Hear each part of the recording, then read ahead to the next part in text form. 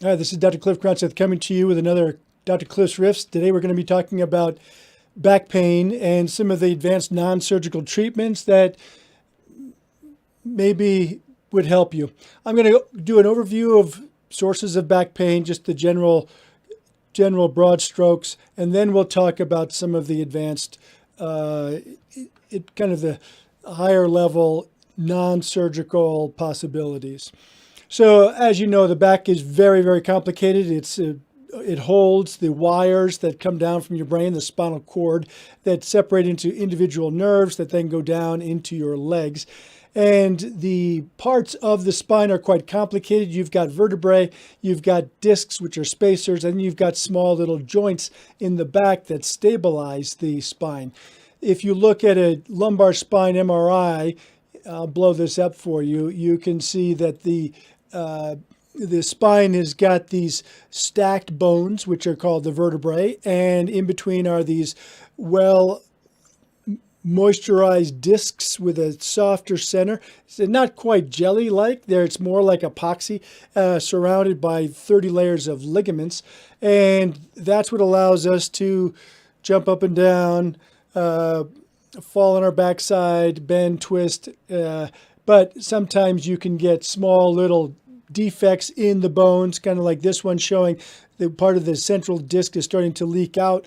And then you can also get some cysts, some little areas of fluid that come inside of the facet joints. You can see here that there's almost like double stuffed Oreos, these white layered, these are called facet joints that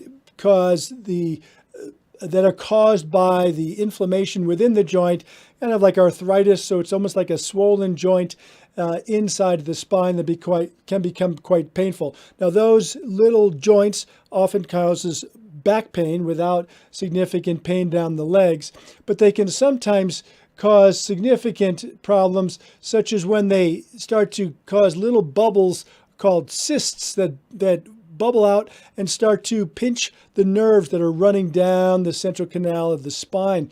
The discs can herniate. You can see this has got a small little dot in the back of the disc, and that then triggers some of the back pain fibers because the discs only have sensation around the outside of the disc.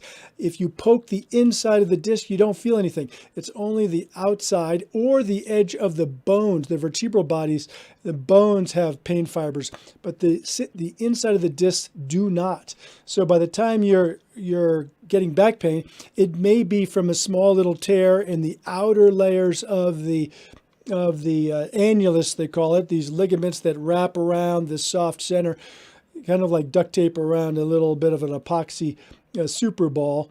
And the disc can leak out, and they can actually start to pinch the nerves as they come into the foramen of the spine. You can see here this little keyhole looking hole between the vertebrae, and this is a normal looking exit zone called the foramen, but this one you can see is quite narrow because the disc has protruded out and pushing up.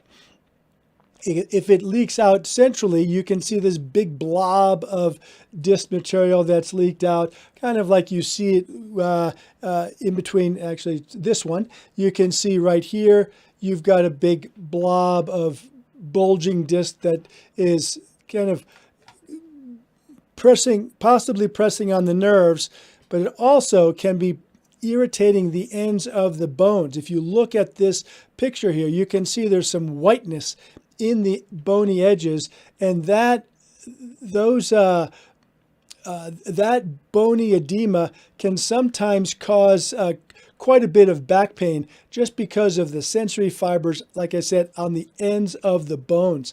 So what you can do sometimes is try to stabilize that with basic exercise. You can, of course, core, strengthen up your stomach muscles because they wrap around your body and they stabilize the spine just like strings on a tent. The muscles that connect from the front to the bones in the back create some strength or some tension that allow the bones to not wiggle so much and control some of the pain. Now, this is not necessarily a core exercise program. This is more working on a six-pack. If you need some instruction on core strengthening, that's a different lecture, usually provided through a home program via physical therapy. You can sometimes use a brace, a back brace. It's fairly discouraged to wear it all the time, but sometimes they can come in handy because it can just stabilize things enough to keep you comfortable. Mainly when you're doing high-level activities like working in the yard, or if you're going hiking or something that might be a little bit extraordinary, strenuous, the back braces will sometimes provide a little bit of reminder to just lift correctly. You can sometimes inject into the discs themselves. It's not necessarily the best practice. We used to do it more than we do now, simply because the discs themselves have such poor blood supply, and anything that you inject into the disc is really almost just inert, because it just doesn't have any type of ability to generate much, unfortunately. Sometimes we will inject like platelet-rich plasma or bone marrow aspirate into the disc to see if we can get something to grow, but it's really a Hail Mary, simply because the blood supply, like I said, and the healing properties of a disc is very, very poor. We can inject into the facet joints, however, or we can numb up the nerves around the facet joints, and that can provide some pain relief for mechanical back pain, pain that's along the spine, versus the radicular back pain that you have when you're with sciatica. But the facet joints are very commonly causing back pain, especially movement-based back pain. And we have the ability to literally cauterize the nerves. We have special little needles that emit a radio wave, and it heats up the surrounding tissue around the facet joints, and that can provide some kind of denervation. It can clip the nerves that supply those little joints. Here's an image of these probes that are placed along the bone, and they zap or spot weld those little nerves with radio waves, and that can control the pain for up to a year, sometimes 6 months to a year. We can also use this regenerative medicine, the platelet-rich plasma, around the facet joints to try to stimulate the body to create some stability, some extra fibers around the facet joint. That requires a little bit of careful design, because the studies are not there yet. It is totally safe because it's your blood, but it can provide potentially some extra stability above and beyond just the pain relieving effect of cauterizing the nerves around the facet joints. The other thing that's available are spinal cord stimulators, which is basically kind of like an internal TENS unit. It blocks the sound or blocks the pain from going up the spine to your brain. So it's almost like putting a roadblock on a bridge or something, so you can't get through there. So the pain response does not get up to the brain and cause all that suffering. So it's a two-step process. We will thread some wires along the spinal cord, see if it controls the pain. The company representative will adjust the parameters of those little wires, see if they can capture the pain to a reasonable degree. If so, you can get a permanent permanent spinal cord stimulator placed along the spinal cord in a small little incision that sits in the upper thoracic spine, and it's called a spinal cord stimulator. So it's kind of a higher level pain management for ongoing chronic debilitating pain. Most pain, however, will settle on its own if you just let Mother Nature give her a chance.